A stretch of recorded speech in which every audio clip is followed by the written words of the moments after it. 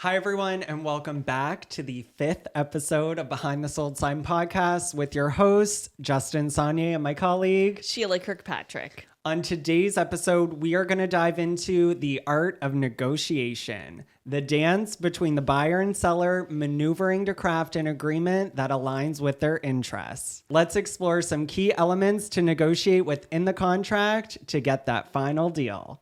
So whether you're a first-time home buyer, seasoned investor, or someone who's thinking about getting on the market, this podcast is for you. Yes. All right, so key element number one, and this one is pretty obvious. It's the most discussed thing when you go to write an offer on a home or sell your home. It's the price. Absolutely. So when it comes to price, there are so many things that we're looking at. And the first is that the buyer always wants to get the best price for the house. Mm-hmm. And the seller always wants to get as much as they can. And that's fair. That is what everyone is trying to do. And we want to represent that as best as possible. But in this kind of market, when you're in a multiple offer situation, which is what we see a lot of, the key is to try to get it at the best price that we possibly can. It's not necessarily the best price that the buyer may want, but it's the best price that we may get in the situation. And on a previous episode, we talked about the escalation clause. Yep. And this is where you would find the perfect example of using an escalation clause so someone may not have to bid as high to get the house that they want. Absolutely. So if you haven't watched that episode, make sure you tune into that because there is some great insight there. Yeah. So key element number 2 being the closing date. This is a very obviously important key element as well because the closing date is the date per the contract that you take possession of the home. Yes. And it's the day that you take possession of the home. It may not be the day that you move in, and we recommend it's not the day that you try to move Correct. in. But when it comes to the negotiation of the contract and the importance of that, again, in a multiple offer situation, is that the seller is in the driver's seat. So the most important thing you can do as a buyer is find out what their preferred closing date is.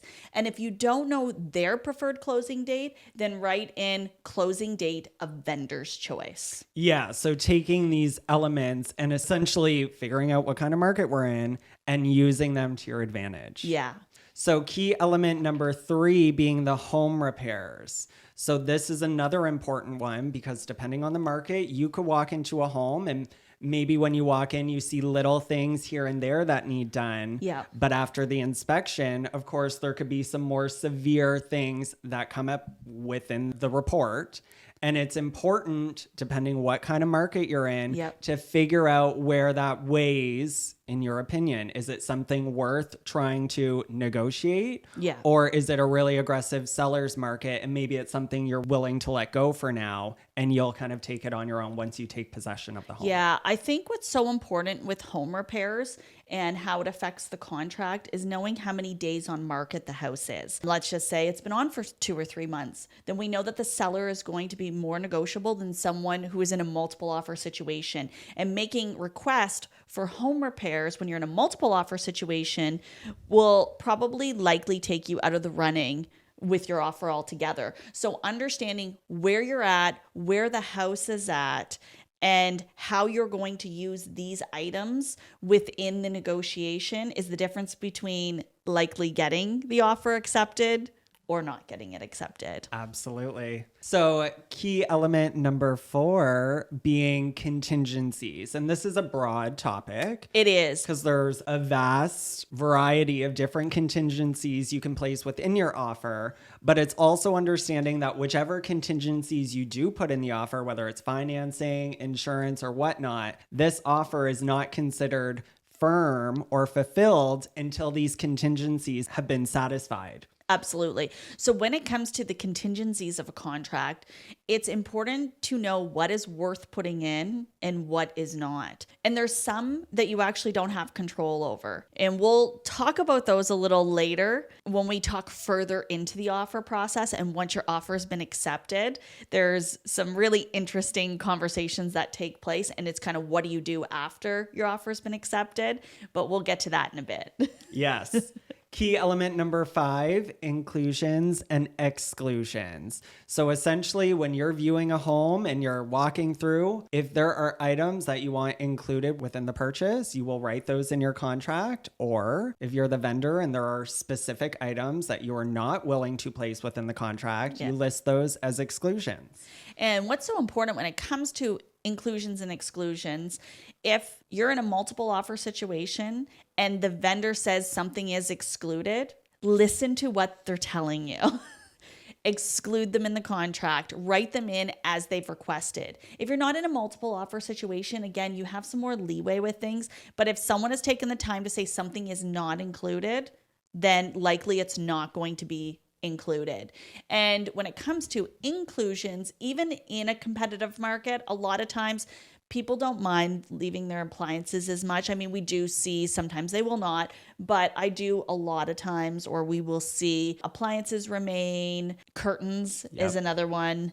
And those things I do find across the board, even in a competitive market, will stay. Yes. Yep. Agreed. Lastly, key element number 6, the deposit. So when it comes to the deposit, it's interesting because there's no standard that the deposit amount has to be.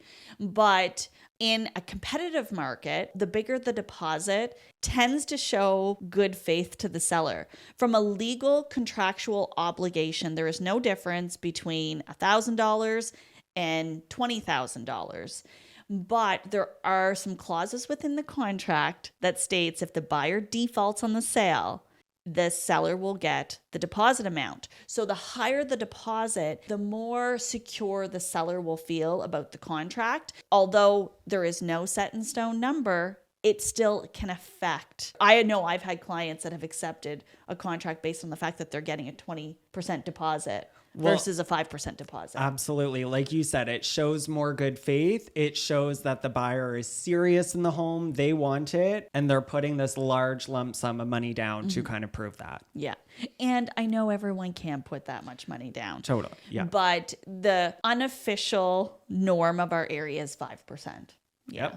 Yep. So yes, the heart of any real estate transaction lies in the negotiation from sales price to finer details like the inclusions, exclusions, or the contingencies. So each element plays a crucial role in shaping the agreement that reflects the desires and needs of each party, making each experience very unique. So it's so important as a buyer in this market to understand what you're up against. And as the market transitions, buyers will have more say in these negotiations and sellers will start to have less say. Yep. But based on what we're seeing now in this market, being prepared, understanding how each of these elements form the agreement to position everybody in a way that they're comfortable. Sometimes we have to be a little uncomfortable to get to where we need to be if we want the house. Yep, that's true. So yes, we hope today's episode brought you guys some insight, and make sure you stay tuned for the next episode where we kind of dive into these contingencies a little bit more. Yeah. All right, you guys, thanks so much for watching. Make sure you like, share, and subscribe. Thanks, guys.